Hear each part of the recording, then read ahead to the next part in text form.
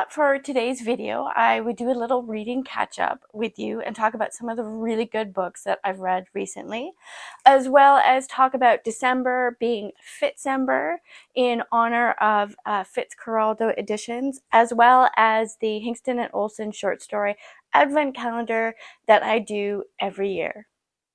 Hi, my name is Kim and welcome back to my channel. If I am new to you, I am a lover of literary fiction. I avidly follow the Booker Prize, as well as the International Booker Prize, Women's Prize, as well as Canada Reads. But today is going to be fast and furious, and I'm going to be talking about a lot of books.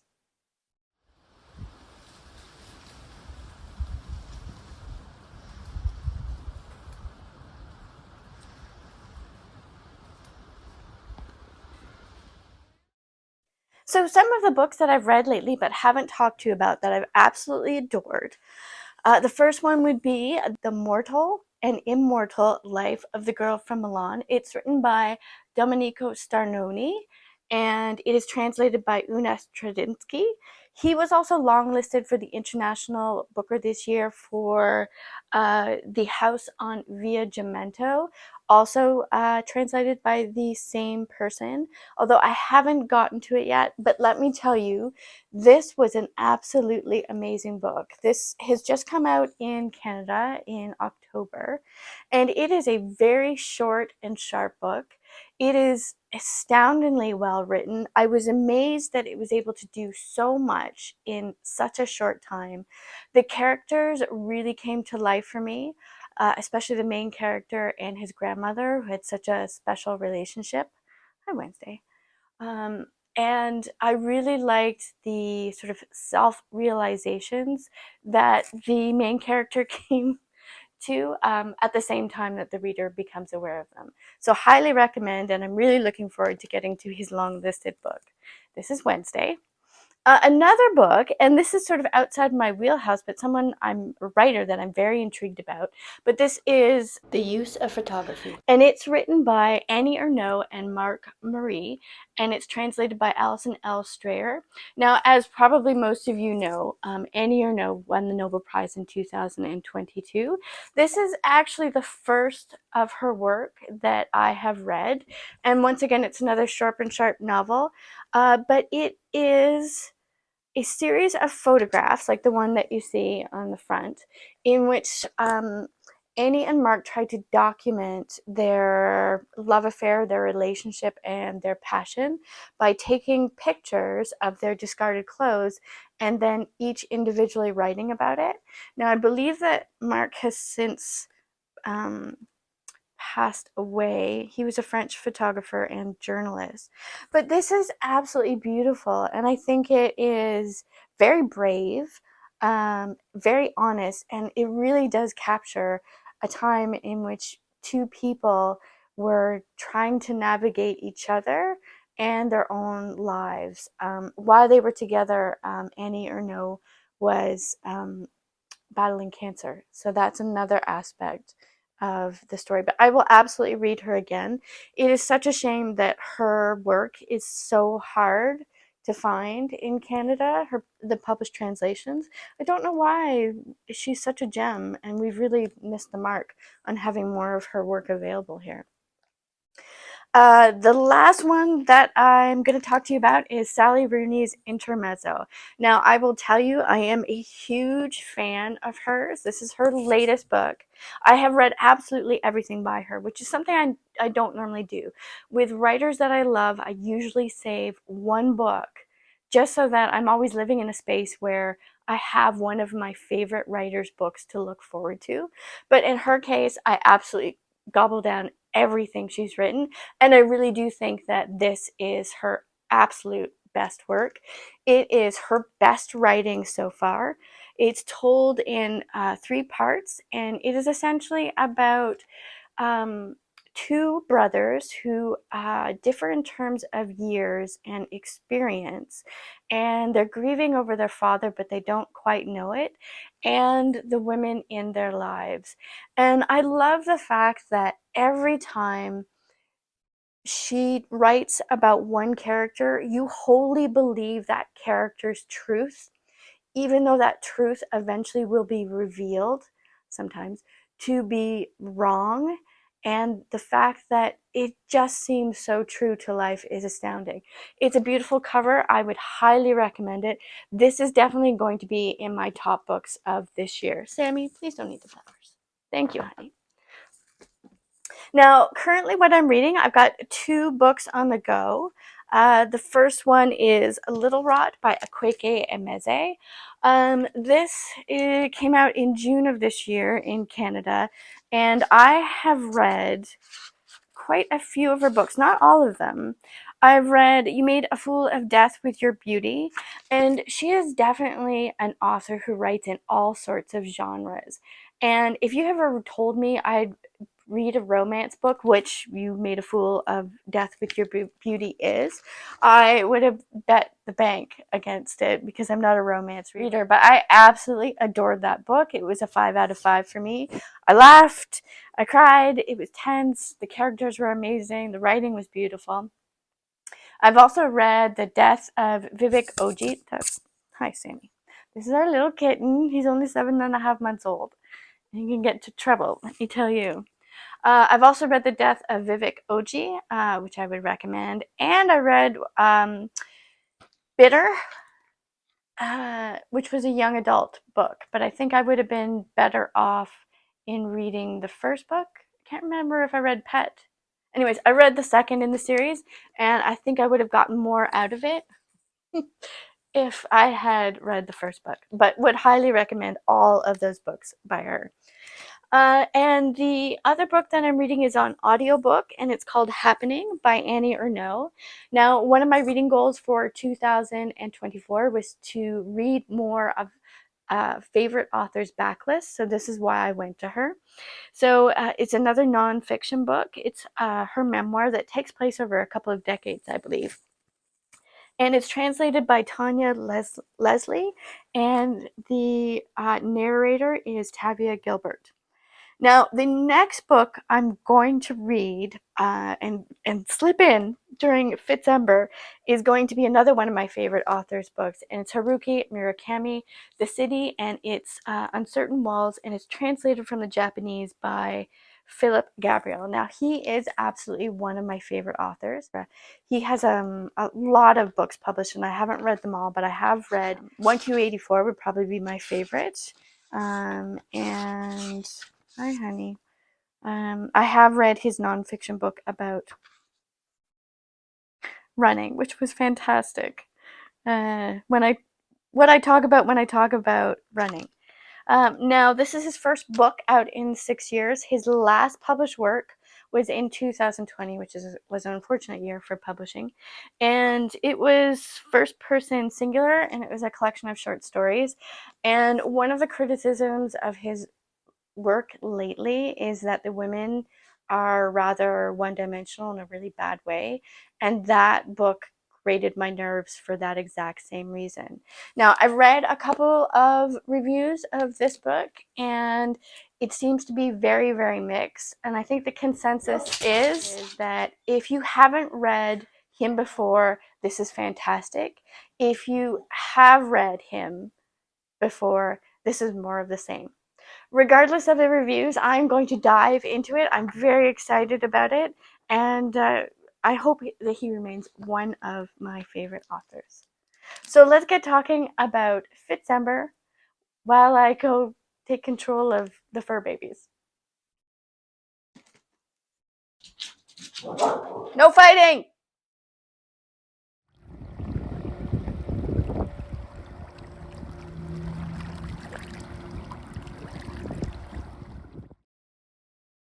So one of my reading goals for this year was to read the backlist of books that I own by Fitzcarraldo Editions. They are a small independent UK publisher, of which I am completely obsessed with because the books that they choose to publish, most of them in translation, are absolutely wonderful. So this is December. We're going to call this Fitzember, and I'm going to try to read not only my books, but I decided to look at North American publishers to see what books were available that I didn't actually own. So I'm going to read by whim. I'm going to pick and choose, but I'm sure it will be absolutely astounding. And it wouldn't surprise me if some of the books from the Fitzcarraldo made my top 20 of 2024. So I'm going to whip through these very, very quickly because there's lots of them. So the first one is While We Were Dreaming by Clemens Meyer, and it's translated by Katie Derbyshire. This one was longlisted for the International Booker last year. There's also the long form by Kate Briggs, and it is not a work in translation. I also own the variations by Patrick Langley. There is Owlish by Dorothy Say, and it is translated by Natasha Bruce. I didn't hear a lot of good things about this book, but we're going to give it a go. There's also Brian by Jeremy Cooper, not a book in translation. Rombo by Esther Kinksey, translated by Carolyn Schmidt. And The Private Lives of Trees by Alejandro Zambia, and it's translated by Megan McDowell. This is sort of a sequel to Bonsai, translated by Megan as well, which I've actually read twice, but both of them are very short, and because they seem to be interconnected, I will probably read this one for a third time and this one for the first time. We shall see. Now, there's also Elise at the Fire by Jan Fosse. It's translated by Damien Sorrells. I believe he's translated everything Jan Fosse has, hi honey, has written. And this is a very intriguing author for me. He's someone that I've wanted to get to for so long because he is so acclaimed and has such a body of work in all different genres. I believe he's a huge playwright as well.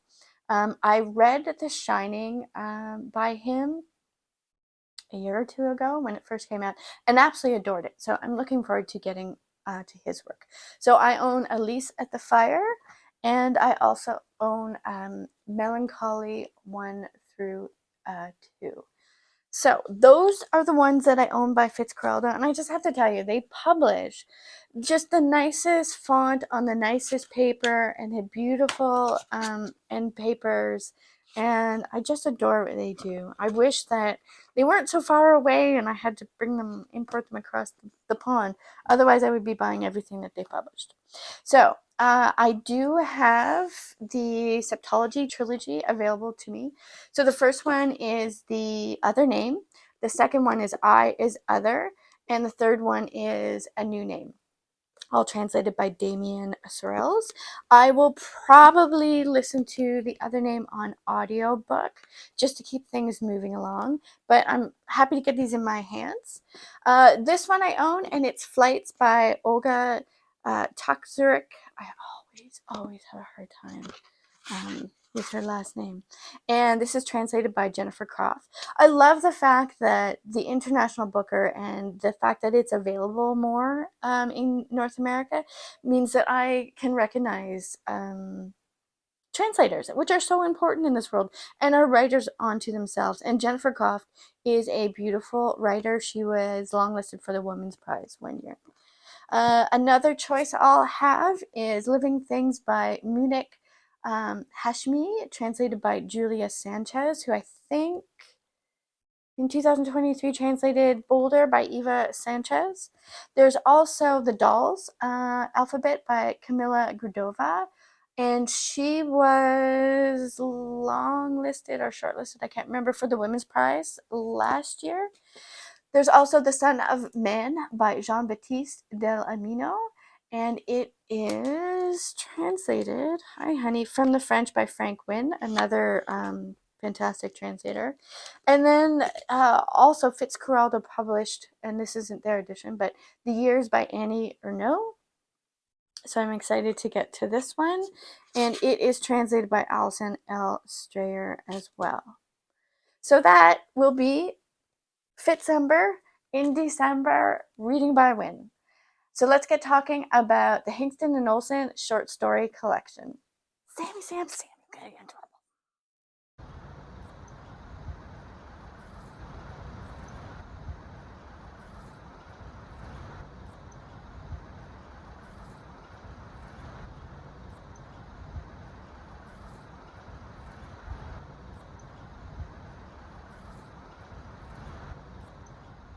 So for the past 2 years, I have purchased, actually this is the third year, I have purchased the Hingston and Olsen short story advent calendar. It's a Canadian independent business, and they curate 25 short stories in this incredible little volume, and I always have so much fun, and it really makes December a unique experience for me. It also highlights so many authors that I haven't read before and leads me to more of their works. This is 2023, and they're just stunning. Absolutely stunning. So last year I did Vlogmas. This year I am just going to report back to you every couple of days.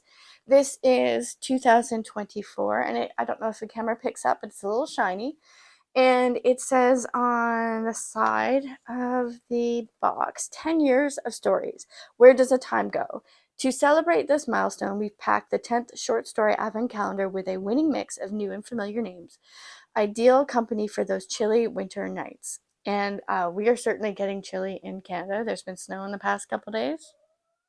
The ice isn't in on the lake yet, but I'll try to grab some shots of that. It says, grab your wool socks and settle in for another top-notch collection of literary short stories from some of the best writers in North America. And this year it is very, very vivid. So there is the first one, and seeing as it's December 1st, the first short story is called In the Stacks by Robin Sloan. That sounds very library-ish setting, which I am all for. So I will be reading this and reporting back to you. So thank you for your time. I really appreciate you joining me and listening to me talk about all the books. Please like and subscribe. It really, really helps out my channel. And please let me know in the comments below how you're liking this new format. If you're going to be reading from the Hingston and Olsen short story advent calendar, I will put a link in the description box below to their website. I'm not sponsored. This is just a passion that I have. So thank you, and please join me again for my next video. Bye.